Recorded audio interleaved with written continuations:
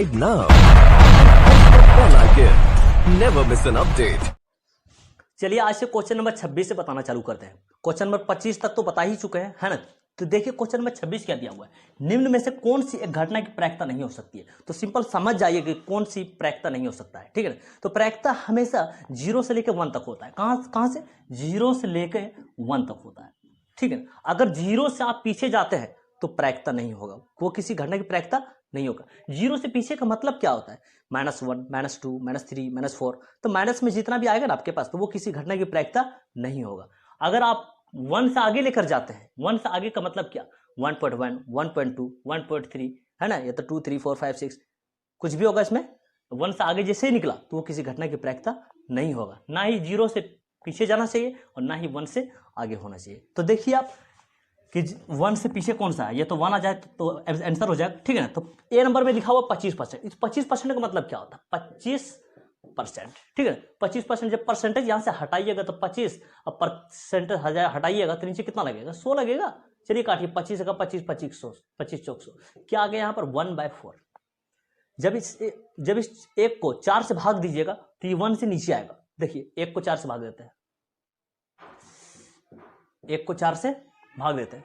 चलिए लग तो नहीं रहा ये, तो यहां पर आपको 0 लेना पड़ेगा, तो यहां पर लेना पड़ेगा 0 पॉइंट। चलिए लगाइए, 4 दूनी 8, 10 में 60 गया।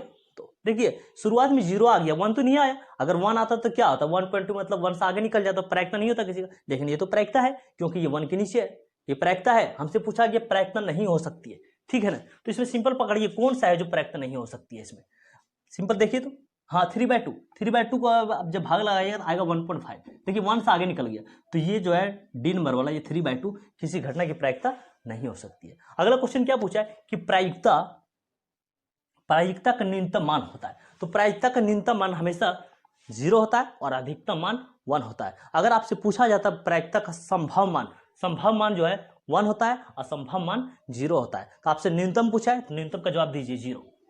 ए नंबर में लिखा हुआ है ना, तो सही कर दीजिए, ठीक है। ठीक है, आगे बढ़ते हैं। अगला क्वेश्चन क्या है कि एक पासे को फेंका गया, एक विषम संख्या आने की प्रायिकता होगा, ठीक है ना। एक पासा फेंका जा रहा है, हम लोग क्या जानते हैं कि एक पासा पर जो है 6 नंबर अंकित होता है। कितना नंबर, 6। देखिए 1, 2, 3, 4, 5, 6। एक पासा पर 6 नंबर होता है, ठीक है ना। लूडो का जो छक्का रहता है उस पर 6 नंबर अंकित रहता है ना, वही पासा होता है। क्या बोल रहे, एक पासे को फेंका गया, एक विषम संख्या आने की प्रायिकता होगी, ठीक है। तो कुल संभावना कितना है, कुल 6 है, ठीक है। कुल वाला हमेशा प्रायिकता में नीचे रखा था, तो नीचे रख लिए हम लोग 6। क्या बोल रहे, एक विषम संख्या आने की प्रायिकता। विषम संख्या कितना बार आया, विषम संख्या देखिए एक 1 है और एक 3 है और एक 5 है। के बार आया, 1 बार, 2 बार, 3 बार। तो ऊपर आप 3 लिखिए। अब इसका हिसाब कीजिए, 3 1 3, 3 दूनी 6, कितना आया 1/2। ढूंढिए ऑप्शन में कहां पर 1/2 है, देखिए तो 1/2 सी नंबर में। चलिए सी नंबर को सही कर देते हैं, ठीक है ना। अगला देखिए क्या लिखा हुआ है 29 नंबर में, यदि एक मैच जीतने की प्रायिकता 0.7 है तो इसके हारने की प्रायिकता होगी।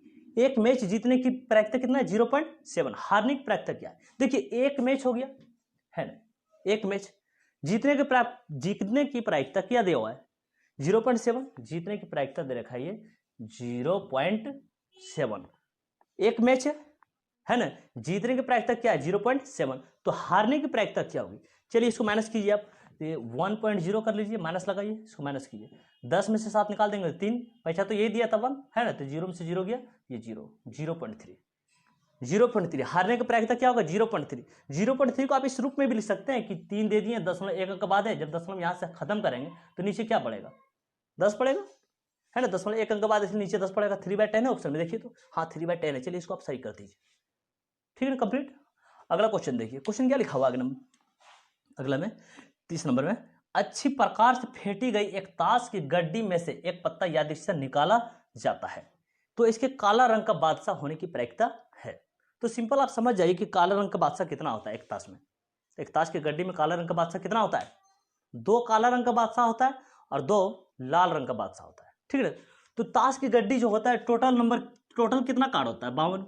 और टोटल हम लोग इस प्रायिकता में से नीचे लगाते हैं, क्या बताएं, लाल बादशाह पूछे या काला बादशाह पूछे, 2 होता है ना। चलिए 2 ऊपर लगाइए, चलिए इसको काटिए, 2 का आधा 1 और 52 का आधा 26। तो कितना आ गया 1/26। देखिए 1/26 ऑप्शन में कहां पर है, 1/26 सी नंबर में। चलिए इसको सही कर दीजिए, ठीक है ना। अगला क्वेश्चन देखिए, 64 के अभाज्य गुणनखंड में 2 का घातांक है।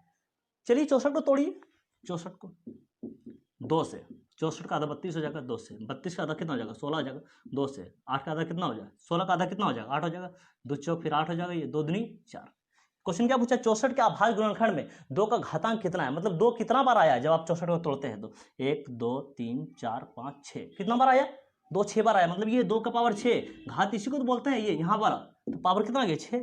चलिए 6 कहाँ पर है, सी नंबर में, इसको सही कर दीजिए आप। अगला क्वेश्चन देखिए, महत्तम समावर्तक गुना लघुत्तम समावर्तक बराबर है। हम लोग क्या सीखें कि दो संख्याओं का गुणनफल बराबर एचसीएफ इंटू एलसीएम, दो संख्या का गुणनफल बराबर एचसीएफ गुना एलसीएम। दो संख्या हमारे पास क्या दिया हुआ है, ये पी और क्यू, ये पहला संख्या हो गया और ये दूसरा संख्या हो गया, तो हम लोग कर देते हैं कि यहां पर दे दिया क्या, महत्तम समावर्तक यानी ये एचसीएफ और लघुत्तम समावर्तक यानी ये एलसीएम, तो एचसीएफ गुना एलसीएम बराबर क्या होता है, दो संख्या को गुणनफल। दो संख्या हम क्या बोले, पहला संख्या ये दूसरा संख्या ये, दो संख्या गुणनफल मतलब ये पी गुना क्यू।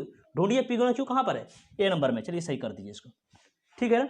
अगला देखिए 33 नंबर, किसी बहुपद की घात होती है तो किसी बहुपद की घात हमेशा देखिए भिन्न संख्या नहीं होगी, भिन्न का मतलब होता है बट्टा, बहुपद का घात जो है कभी भी बट्टा में नहीं होता है। ऋण संख्या, ऋण का मतलब होता है माइनस, बहुपद का घात जो है कभी भी माइनस में नहीं होता है। पूर्ण संख्या, पूर्ण संख्या का मतलब होता है पूरा पूरा संख्या, मतलब 1 2 3 4, उसके बाद ना ही दशमलव होगा ना ही बट्टा होगा, तो यही आपका आंसर सही हो जाएगा सी नंबर में। किसी बहुपद की घात हमेशा एक पूर्ण संख्या होती है, ठीक है ना, कंप्लीट। क्वेश्चन नंबर 34 देखिए, ठीक है ना। क्वेश्चन क्या दिया हुआ है, बहुपद a x square plus b x plus c a बराबर नहीं 0 का आलेख होता है। तो इसमें आप याद रखिएगा कि एक द्विघात बहुपद का आलेख हमेशा परवलय होता है। तो देखिए कौन सा ऑप्शन में परवलय लिखा हुआ है, हाँ बी में लिखा हुआ है, तो बी को आप सही कर दीजिए, ठीक है ना। 35 नंबर क्वेश्चन देखिए, शून्यक 2 8 वाले बहुपदों की संख्या होगी। तो इसमें भी आप याद रखिएगा कि कभी भी आपके पास 2 शून्यक दिया हुआ रहे और आपसे बहुपदों की संख्या पूछा जाए तो उसका आंसर हमेशा अनगिनत लगाइएगा। क्या लगाइएगा, अनगिनत। डी पे लिखा हुआ है ना, तो चलिए इसको सही कर दीजिए आप, ठीक है ना। आपके पास 2 8 की जगह 3 4 6 8, सिंपल याद रखिएगा, 2 शून्यक है, बहुपदों की संख्या पूछ रहा है तो आंसर अनगिनत होगा, ठीक है। 36 देखिए, क्वेश्चन क्या दिया हुआ है, किसी द्विघात बहुपद के शून्यक यदि 2 और 6 है तो द्विघात बहुपद होगा। शून्यक आपके पास दिया हुआ 2 और 6 और द्विघात बहुपद आपको निकालना है, ठीक है ना। तो शून्यक यानी x बराबर 2 और x बराबर 6 है ना, इस प्रकार से आप लिख लीजिएगा दोनों शून्यक को। अब क्या कीजिए, प्लस का 2 है ना, इसको उठा के इधर कर लीजिए, माइनस का 2, ठीक है ना, बराबर 0। इसमें भी वही कीजिए, x प्लस का 6 है ना, उठा के इधर कर लीजिए, माइनस का 6 बराबर 0। अब इन दोनों का आपस में गुणा कर दीजिए, ठीक है ना। चलिए गुणा करते हैं, x माइनस 2 x माइनस 6, इस x को बाहर कीजिए और ये पूरा जो है इसके साथ में सेट कर दीजिए, x माइनस 6। अब इस माइनस 2 को निकालिए, ठीक है, निकाल लिए। अब ये वाला दोबारा जो है इसके साथ भी सेट कर दीजिए, x माइनस 6। चलिए गुणा करते हैं, x into x, x square minus x into 6 तो 6x minus 2 into x, 2x हो गया, माइनस और माइनस प्लस, 2 6 12, ठीक है। तो एक्स स्क्वायर माइनस का 6x माइनस का 2x माइनस का 8x प्लस का 12। देखिए कौन सा ऑप्शन में लिखा हुआ है, x square minus 8x plus 12, कहाँ लिखा हुआ है, देखिए डी नंबर में लिखा हुआ है, x square minus 8x plus 12। चलिए इसको आप सही कर दीजिए, ठीक है। अगला क्वेश्चन देखिए, क्या लिखा हुआ है 37 नंबर पर कि द्विघात बहुपद y square plus 16y plus 55 के शून्यक है।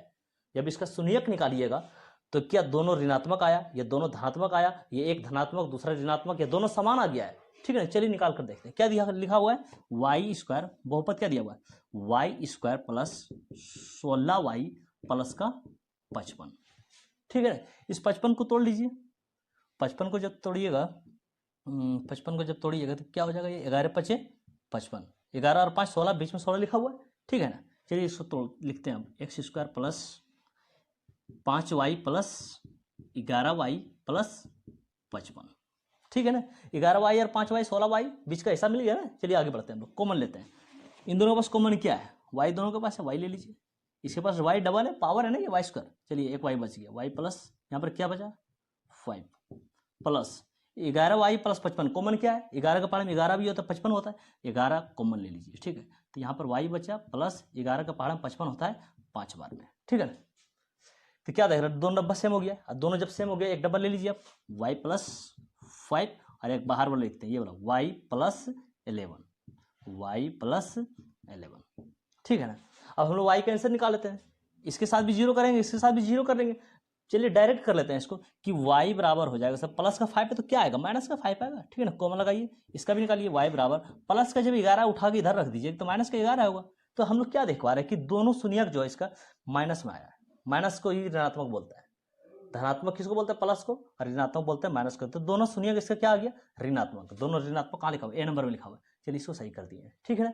आगे बढ़ जाते हैं। 38 नंबर क्वेश्चन क्या लिखा हुआ है, यदि बहुपद 2x² plus 5x minus k के शून्यक एक दूसरे के व्युत्क्रम हो तो k का मान होगा, ठीक है ना। चलिए इसका बहुपद हम लोग लिख लेते हैं यहाँ पर, 2x² प्लस का 5x माइनस का k। क्या बोला, एक शून्यक दूसरे का व्युत्क्रम है, एक यानी अल्फा है, अगर एक अल्फा है तो दूसरा जो है इसका उल्टा है, इसका उल्टा क्या हो जाएगा, 1/अल्फा। चलिए गुणा करते हैं इसमें, 1/अल्फा। अभी ये हो गया एक शून्यक, इसका एक शून्यक क्या बोला, तो दूसरा का व्युत्क्रम है, एक शून्यक दूसरा का व्युत्क्रम। चलिए इसका व्युत्क्रम ये हो गया, इन दोनों का आपस में गुणा कर लिया। अच्छा, पहला शून्यक को अल्फा बोलते हैं, दूसरा शून्यक को बीटा बोलते हैं। दूसरा को क्या किया, व्युत्क्रम के रूप में लिख दिया है, इसी को मतलब व्युत्क्रम के रूप में लिख दिया, मतलब उल्टा, ठीक है ना। तो इसको पढ़िए आप अल्फा, इसी को पढ़िए आप बीटा। तो अल्फा इंटू बीटा का फॉर्मूला हम लोग क्या जानते हैं, C/A। तो ये होता है हमारे पास A का मान, ये होता है B का मान, और ये होता है C का मान, ठीक है ना। तो अल्फा से अल्फा को हम कट लगा दिए, यहाँ पर क्या बचा, 1 बराबर C का मान देखिए तो क्या लिखा हो, माइनस का K। तो आप लिखिए यहाँ पर माइनस का K, और A है ना फिर नीचे, तो A का मान कितना है, 2, तो यहाँ पर लिखिए आप 2। चलिए कोना कोनी गुणा कर लेते हैं, 2 × 2 बराबर माइनस का K। तो माइनस जो है ना इस K के पास ना रहेगा, जो भी ले रहा है आपके पास XYZ या K रहे, तो माइनस जो है नंबर के साथ में आ जाता है। तो K बराबर हम लोग कितना लिखेंगे, माइनस का 2, ठीक है। देखिए ऑप्शन में आपके पास कहाँ लिखा हुआ है, माइनस का 2। K का मान पूछा था ना, तो K का मान हमने निकाला माइनस का 2। देखिए माइनस 2 कितना कहाँ लिखा हुआ है, B नंबर में लिखा हुआ है। चलिए B नंबर को हमने सही कर दिया है। आगे बढ़ जाते हैं। यदि px बराबर x² प्लस 5x माइनस 12 बराबर, सॉरी, यदि px बराबर x² प्लस 5x माइनस 12, तो P1 का मान है, क्या पूछ रहा है, P1 का मान है। तो चलिए px हम लोग पहले लिख लेते हैं यहाँ पर किनारे, px बराबर दिया हुआ है x² प्लस का 5x माइनस का 12, ठीक है। और हमसे मान किसका निकालने बोला है, P1। इसको पढ़ सकते हैं, ये px मतलब x के जगह पर 1 दे दिया है, px पढ़िए, x के जगह पर क्या लिखा हुआ है, 1, तो p हो गया p, और x जहां भी x है वहां हम लोग क्या सेट कर देंगे, 1, ठीक है ना। x यहाँ पर है तो 1 सेट कर दिए, 1 का स्क्वायर प्लस 5, यहाँ पर गुणा रहता है ना, गुणा लीजिए, x की जगह पर 1 माइनस का ये 12। अच्छा, 1 के स्क्वायर 1 होगा, प्लस 5 का 5 और माइनस का 12, इसको जोड़िए, 5 और 1 6 माइनस का 12, 6 में से 12 निकालिए कितना बचेगा, माइनस का 6। देखिए ऑप्शन में माइनस का 6 कहाँ लिखा हुआ है, C नंबर पे लिखा हुआ है, तो इसको आप सही कर दीजिए, माइनस का 6, ठीक है ना।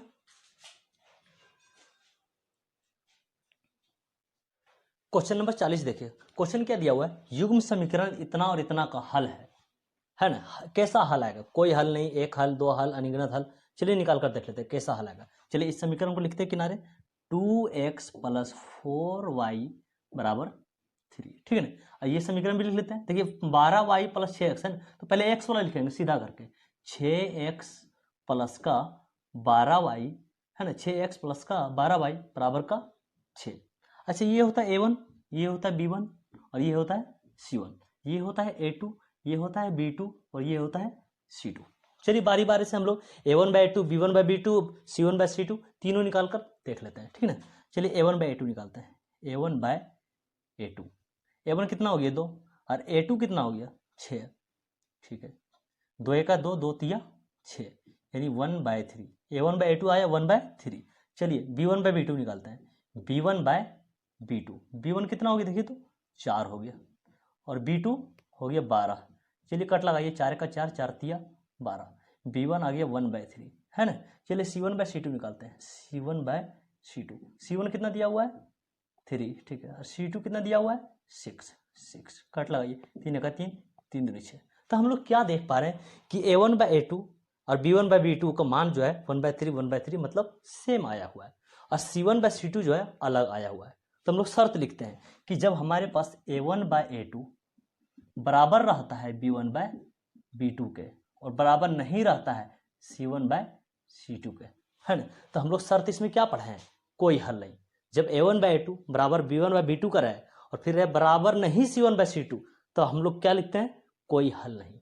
चलिए कोई हल नहीं कहाँ पर, A नंबर में, A को आप सही कर दीजिए, ठीक है ना। देख पा रहे हैं a1/a2 बराबर हो गया b1/b2, क्योंकि 1/3 यहाँ भी 1/3 यहाँ भी है, और c1/c2 देख रहे हैं अलग है, ठीक है ना, इसलिए कोई हल नहीं आंसर होगा। चलिए 41 नंबर में आ जाइए, क्या लिखता है, निम्नलिखित में कौन सा, अच्छा डबल लिखा गया यहाँ पर, कौन सा, इसको मिटा देते हैं, ठीक है। निम्नलिखित में कौन सा केंद्रीय प्रवृत्ति की माप नहीं है, केंद्रीय प्रवृत्ति की माप नहीं है, तो ऑप्शन पढ़ते हैं सबसे पहले। ए नंबर में लिखा हुआ है माध्य, बी नंबर में लिखा हुआ है माध्यक, सी नंबर में लिखा हुआ है बहुलक, और डी नंबर में लिखा है मानक विचलन, ठीक है ना।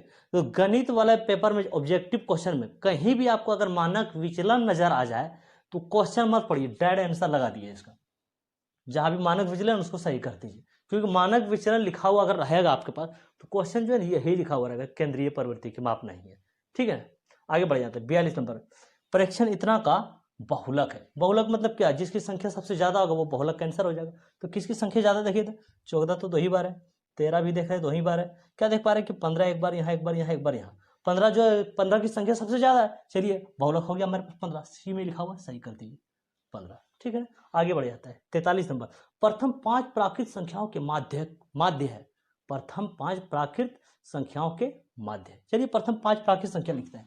प्राकृत संख्या तो 1 से चालू हुआ है, 1 2 3 4 5, पांचों प्राकृत संख्या लिख ली हम लोग। अब इसका माध्य निकाल लेते हैं, ठीक है ना। चलिए माध्य का फॉर्मूला क्या होता है कि प्रेक्षणों का कुल योग अब बटा प्रेक्षणों की संख्या, प्रेक्षणों का कुल योग, चलिए सबको जोड़ लेते हैं, 5 4 9 9 3 12 2 14 1 15, ठीक।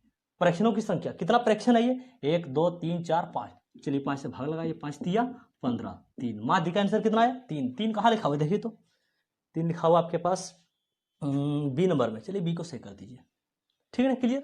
44 नंबर का क्वेश्चन देखिए, प्रेक्षण इतना का माध्यक है ना, चलिए माध्यक निकालना है। तो माध्य प्रेक्षण जब आपके पास दिया हुआ है और माध्यक निकालने बोले तो सबसे छोटी संख्या से लिखना चालू कीजिए, मतलब इसको सजाइए। सबसे छोटी संख्या कितना होगी इसमें, 6 हो गया, है ना, मतलब बढ़ते क्रम में आपको लिखना है, पहले 6 हो गया, उसके बाद 7 भी दिया हुआ है, उसके बाद 8 भी दिया हुआ है, तो देखिए 6 7 8 के बाद कितना है आपके पास 12 है, 12 लिख लीजिए, उसके बाद 13 है, 13 लिख लीजिए, उसके बाद 14 है क्या, हाँ 14 है, लिख लीजिए, 14 के बाद कितना है 15 लिख लीजिए, उसके बाद कोई नंबर है देख लीजिए, नहीं है, ठीक है ना। तो देखिए अब माध्यक निकालना है, माध्यक मतलब बीच वाला आपको, ठीक है ना। 3 पीस इधर से क्लियर करते हैं, 3 पीस इधर से क्लियर करते हैं, देखिए 3 पीस का बंटवारा के बीच में क्या बचा 12, तो आपके पास देखिए ऑप्शन 12 कहाँ लिखा हुआ है, डी नंबर पर लिखा हुआ है, तो डी को आप सही कर दीजिए, आपका माध्यक कितना आ गया 12, ठीक है ना। क्वेश्चन नंबर 45 देखिए, क्वेश्चन क्या दिया हुआ है, माध्यक का 3 गुना और माध्य का 2 गुना का अंतर बराबर होता है। तो क्वेश्चन में हम लोग क्या देख पा रहे हैं कि माध्यक और माध्य लिखा हुआ है ना, तो इसमें बहुलक तो नहीं लिखा हुआ, तो आप बहुलक आंसर कर दीजिए, सी नंबर पे लिखा हुआ है ना बहुलक, तो इसको बहुलक आंसर कर दीजिए, ठीक है ना। आगे बढ़ जाता है, क्वेश्चन नंबर 46 में क्या लिखा हुआ है, ए भुजा वाली समबाहु त्रिभुज का क्षेत्रफल है। तो समबाहु त्रिभुज का क्षेत्रफल का फार्मूला आपको याद होना चाहिए कि समबाहु त्रिभुज का क्षेत्रफल बराबर होता है √3/4 इंटू भुजा स्क्वायर। यहाँ भुजा को ए लिख दिया है, भुजा को क्या बोला है, भुजा को ए लिखा गया, तो √3/4 इंटू भुजा स्क्वायर, तो भुजा स्क्वायर के जगह पर आपको ए स्क्वायर मिलेगा, क्योंकि भुजा को ए बोल दिया, तो √3/4 इंटू ए स्क्वायर कहाँ लिखा हुआ है, सी नंबर पर लिखा हुआ है, तो इसको आप सही कर दीजिए, √3/4 इंटू भुजा स्क्वायर है, भुजा को एक किया गया है तो ए स्क्वायर हो गया ये, ठीक है ना। क्वेश्चन नंबर 47 देखिए, क्या लिखता है, यदि वृत्त की परिधि और वर्ग का परिमाप दोनों 88 सेंटीमीटर के बराबर हो तो, ठीक है, तो परिधि का और भी नाम है, परिधि को परिमाप बोलते हैं, देखिए परिमाप बोल दिया यहाँ परिधि को, ठीक है ना, परिमिति भी बोलते हैं, एक चक्कर भी बोलते हैं, ठीक है ना। चलिए लिखना चालू करते हैं, वृत्त की परिधि दिया हुआ, लिखिए वृत्त की परिधि कितना दिया हुआ है 88 सेंटीमीटर, ठीक है ना, और क्या दिया हुआ वर्ग का परिधि, ठीक है ना, लिखिए हम बोले ना परिमाप को परिधि भी बोलते, वर्ग का परिधि दोनों बोला 88 सेंटीमीटर है, ठीक है। फॉर्मूला लिखिए, वृत्त का परिधि फॉर्मूला था 2πr बराबर कितना है 88, ठीक है ना। अब वर्ग का परिधि, वर्ग का परिधि, वर्ग का परिधि होता है ना, देखिए ये होता है वर्ग, ठीक है ना। क्या बोला, जब चारों भुजा, चार भुजा इसके पास, जब चारों भुजा जोड़िएगा तो क्या निकलेगा, परिधि निकलेगा, यानी परिमाप, परिमाप भी बोलते हैं इसको, ठीक है ना। तो 88 के 4 हिस्से कितना हो जाएगा ये, 88 के जब 4 हिस्सा बांटिएगा तो 4 से भाग लगाना पड़ेगा, ये 4 दूनी 8, 4 दूनी 8, 22 होगा, ये कितना हो जाएगा 22 22 22 22, सब 22 होगा, मतलब ये है ना। तो वर्ग का परिधि क्या होता है वर्ग का परिधि लिखिए, वर्ग का परिधि होता है भुजा बाय 4। वर्ग का परिधि दिया हुआ ना, तो भुजा निकालना है, भुजा निकालना है तो आपको लिखना पड़ेगा परिधि बटा 4, परिधि बट्टा में 4, ठीक है ना। वर्ग का परिधि दिया हुआ 88 सेंटीमीटर, तो भुजा निकाल लीजिए। भुजा कैसे निकलेगा, परिधि बटा 4, वही परिधि कितना है 8, जो काम यहाँ पर किए थे ना वही यहाँ पर कर लेना है, बटा 4, ठीक है। इसको कट लगाइए, 4 दूनी 8, 4 दूनी 8 कितना आया 22 सेंटीमीटर, ठीक है। इसका भी हिसाब कर लीजिए कि 2 का 2 हो गया, पाई का मान 22/7 और यहाँ पर r बराबर 88। चलिए r को यही रहने देते हैं, इधर 88। देखिए जो नीचे है ना 7 नीचे है तो इसको ऊपर लिखिए, ये दोनों ऊपर है ना 2 गुना 22 तो इसको नीचे लिखिए 2 गुना 22। चलिए कट लगाइए, 22 चौक 88, इसको कट लगाइए, 2 दूनी 4, तो r का मान कितना निकला हमारे पास 2 सती 14 सेंटीमीटर, ठीक है। चलिए अब वृत्त का, ये तो वृत्त वाला है, ये वृत्त का त्रिज्या निकला हमारे पास, तो वृत्त का क्षेत्रफल निकाल लेते हैं। तो वृत्त का क्षेत्रफल का फॉर्मूला होता है, वृत्त का क्षेत्रफल है ना पाई r स्क्वायर होता है, क्या होता है पाई r स्क्वायर, ठीक है। पाई का मान कितना होता है 22/7, हमने r कितना निकाला है इसका 14 निकाला है, ठीक है। r स्क्वायर है तो 14 गुना 14 2 बार कर देते हैं।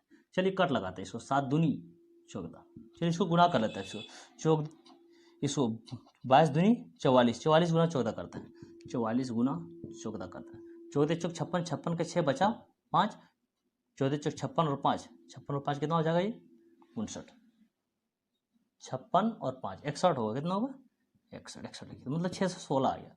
इसका जब हम लोग क्षेत्रफल निकालें तो 616 सेंटीमीटर स्क्वायर आया, ठीक है ना। अब इसका क्षेत्रफल निकालते हैं वर्ग का क्षेत्रफल।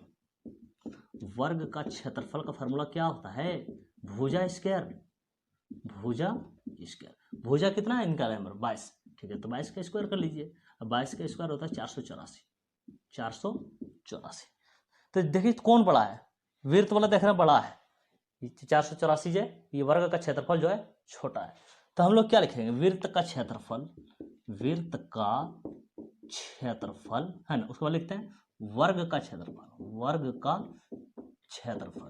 बड़ा कौन है वृत्त का क्षेत्रफल, तो जो बड़ा रहता है ना इसका मुंह जो है उधर ही घुमा दिया जाता है। देखिए तो कौन सा ऑप्शन में लिखा हुआ है वृत्त का क्षेत्रफल, हाँ ये बड़ा है वर्ग का क्षेत्रफल से बड़ा है, सी नंबर सही कर दीजिए आप, ठीक है। 48 नंबर का क्वेश्चन देखिए, क्वेश्चन क्या दिया हुआ है, यदि किसी घन का प्रत्येक किनारा a इकाई हो तो उसका विकर्ण होगा, है ना। तो इसके लिए आपको घन का विकर्ण का फॉर्मूला याद होना चाहिए। तो घन का विकर्ण का फॉर्मूला होता है √3 गुना भुजा को a बोल दिया है, ठीक है ना। तो √3 देखिए कहाँ पर है, तो यहाँ पर देखिए √3 यहाँ पर है ना, और भुजा को क्या बोला a, तो √3 गुना भुजा यही हो गया, तो इसको आप सही कर दीजिए a नंबर वाला, ठीक है ना। आगे बढ़ जाते हैं।